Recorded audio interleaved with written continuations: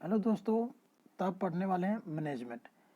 Management होता क्या है, इसके जो लेवल है वो किस तरीके से हैं, इसके फंक्शन, डायरेक्टिंग और प्रिंसिपल ऑफ मैनेजमेंट। तो पहले हम शुरू करते हैं मैनेजमेंट से कि मैनेजमेंट होता क्या है। तो management management is an important element in every organization. It is the element that coordinates current organization activities and plan for the future. तो जो मैनेजमेंट का काम होता है, जो बड़ी बड़ी कंपनियां हैं, वो कंट्रोल करना, उसके एक्टिविटीज़ की, वो क्या काम करेगी, उसके फ्यूचर प्लान, ये सब डिसाइड करती है और उसको मैनेज करती है। जैसे आप कह सकते हैं कि किसी कंपनी में जो मैनेजर है या फिर उसके जो एमडी है, डायरेक्टर है, उसको जो लीड करते हैं कंपनी को, वो एक मेंबर होते हैं, बोर्ड ऑफ मेंबर, उसको टोटल कंपनी को रन करते हैं, जिसे मैनेजमेंट कहते हैं। अब इसके बाद डेफिनेशन देखते हैं कि इसकी डेफिनेशन क्या है। तो ये इसकी डेफिनेशन है जो एफ.डब्ल्यू. टायलर ने दी है। और लेवल मैंने आपको पहले ही बताया था कि जैसे मैनेजर है वो कंपनी को लीड करते हैं और वो प्लान करते हैं एक्टिविटीज़ को कि कैसे क्या चलेगा और क्या कैसे काम होगा। तो ये है 3 levels of manager: senior manager, middle manager और लोअर मैनेजर। तो इसमें क्या है, सीनियर मैनेजर कौन होता है? कंपनी का सबसे बड़ा मैनेजर, जो जैसे एचआर, मिडिल मैनेजर और लोअर मैनेजर को लीड करता है। ये कंपनी की ग्रोथ को डिसाइड करता है, प्लान बनाता है और डिजाइन करता है, ब्लूप्रिंट तैयार करता है। उसके बाद मिडिल मैनेजर ये होते हैं जैसे आपके सुपरवाइजर वगैरह। तो ये सुपरवाइजर होते हैं जो सभी वर्करों से जोन इंचार्ज से काम करवाते हैं। और ये लोअर मैनेजर है जोन इंचार्ज, जो जोन इंचार्ज होता है, एरिया के हिसाब से मैनेजर होता है। तो वहाँ का होता है ये लोअर मैनेजर। तो ये वहाँ के कम्युनिटी डिसाइड करता है। अब होता है फंक्शन ऑफ मैनेजमेंट। ये इसके मेन बेसिक है, मतलब ये सबसे इम्पोर्टेंट चीज़ होता है कि फंक्शन क्या है मैनेजमेंट का। आप अगर मैं कहूँ कि मैनेजमेंट करता क्या क्या है, तो पहले आती है प्लानिंग। सबसे पहले मैनेजमेंट प्लानिंग करता है। किसी भी संस्था को चलाने के लिए पहले होती है प्लानिंग। प्लानिंग के अंदर आता है कि आप उसके लिए स्ट्रक्चर तैयार करें, ब्लूप्रिंट तैयार करें कि कंपनी हाउ टू वर्क है, हाउ टू ग्रोथ है, how to how to how to earn money. तो इस तरीके से ये प्लानिंग किया जाता है इसमें। ऑर्गेनाइजिंग ऑर्गेनाइजिंग ये होता है कि कंपनी को किस तरह से आप चला रहे हैं या फंक्शन कर रहे हैं। कमांडिंग कमांडिंग का मतलब है कि आप ऑर्डर, जो इसके डायरेक्टर होते हैं, एमडी होते हैं, और या फिर कोई भी जैसे जो बड़े पोस्ट पर है, वो कमांडिंग किस तरीके से दे रहा है। कमांडिंग क्या होता है? कमांडिंग सबसे बड़ी इम्पोर्टेंट है मैनेजमेंट का भाग है। कमांड जब ऑर्डर दिया जाता है तो डिपेंड करता है कि ऑर्डर किस तरीके से दिया गया है और किसके लिए दिया गया है। और ये हमारे काम को काफ़ी इफ़ेक्ट करता है कि हम किस तरह से कमांड दे रहे हैं अपने एम्प्लॉय को। आते कोऑर्डिनेटिंग कोऑर्डिनेटिंग का मतलब है कि आप लोगों से किस तरह कोऑर्डिनेट हो रहे हैं। कोऑर्डिनेटिंग, आप कोऑर्डिनेट कैसे हो रहे हैं? अगर मैं कहूँ तो आप अपने एम्प्लॉय के साथ, कस्टमर के साथ, आपके जो टीम मेंबर है उनके साथ आपका कोऑर्डिनेट कैसा है। और ये किस आपके इससे कह सकते हैं कि ये सब लीडरशिप की क्वालिटी है। मैनेजमेंट जो है एक लीडरशिप पर डिपेंड है।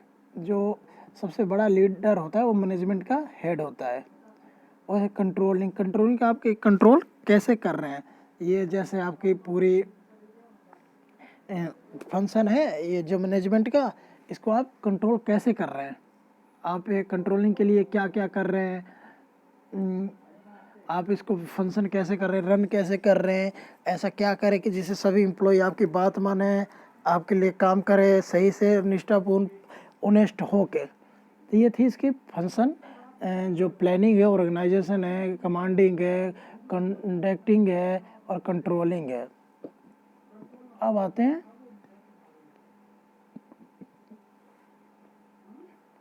Directing functioning of management.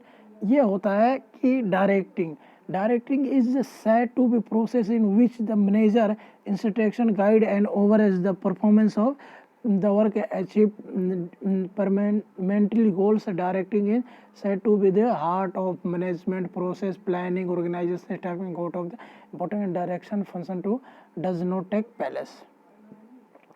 Directing आपको मैं पहले भी बता चुका हूँ कि जो वैसे तो कंपनी का एमडी या सीईओ ही कंपनी को चलाते हैं, तो ये सारे उनके हाथ में होता है कि कंपनी का ग्रोथ किस तरीके से करे, क्या ना करे। तो डायरेक्टिंग कहीं ना कहीं उन पर निर्भर होती है। प्रिंसिपल के मीन्स सिद्धांत। प्रिंसिपल सिद्धांत क्या है? A principle refer to fundamental truth. ये जो है एक सच होते हैं। It's establish cases of the effect relationship between two or more variable under give situation. They serve as a guide thought and action. These principles are divided on the basis of observation and analyze by contrasting extreme studies. ये थे principal. कोई भी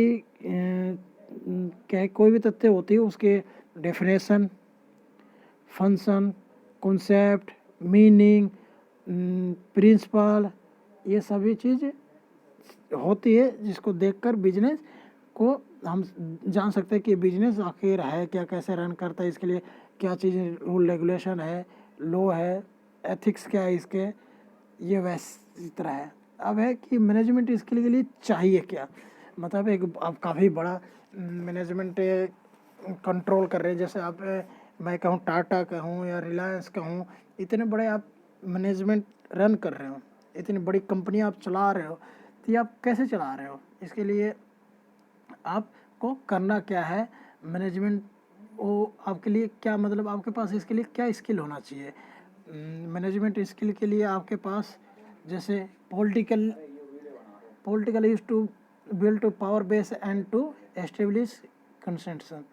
तो आपके पास political जानकारी होनी चाहिए, संबंध होना चाहिए, जिससे ये एक दूसरे आपके काम को बढ़ा सके। कई ऐसी पॉलिसियाँ होती है जो आपको बिजनेस को काफ़ी इफ़ेक्ट करती है, तो आप उसको रोक सकते हैं। ये ऐसा इसलिए होता है क्योंकि आप के पास जो सत्ता में गवर्नमेंट है उसके आप सहायता से पॉलिसी चेंज कर सके। जैसे अभी सेंटर में बीजेपी है, तो कई बार आपने सुना होगा कि रिलायंस की काफ़ी कुछ की पॉलिसी आती है कि जैसे अंबानी को काफ़ी फ़ायदा हुआ है, जैसे ये राइफल घोटाला या कई तरह के ऐसे केस आए हुए हैं।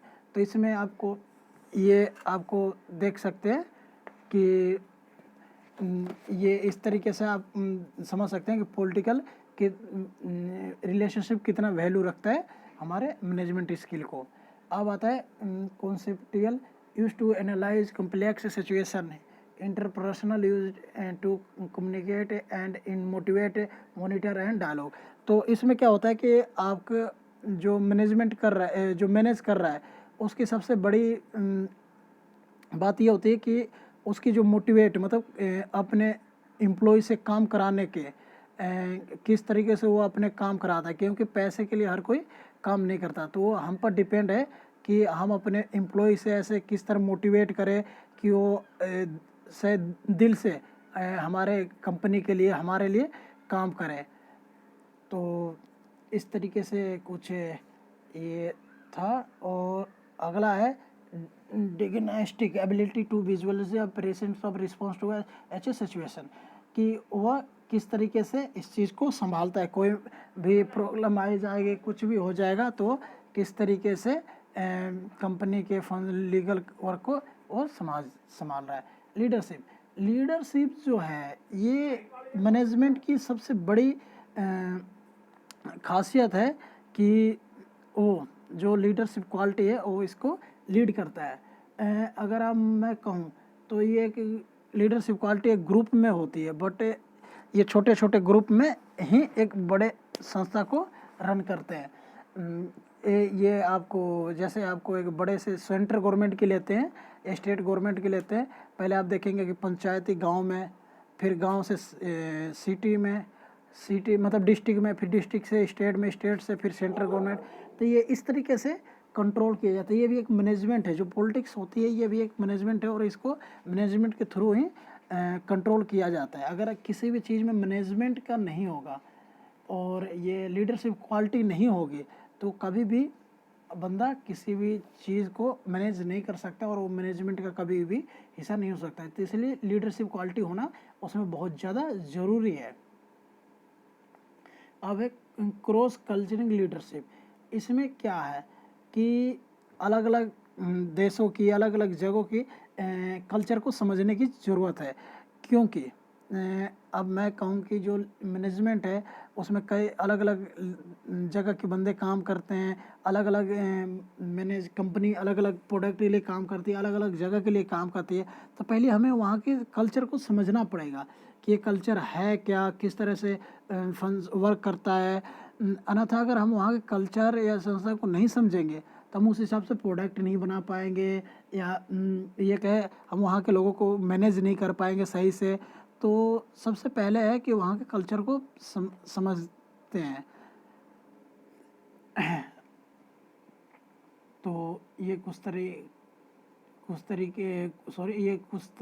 कुछ एग्जाम्पल थे, और ये सब चीज़ें मैनेजमेंट के बारे में थी।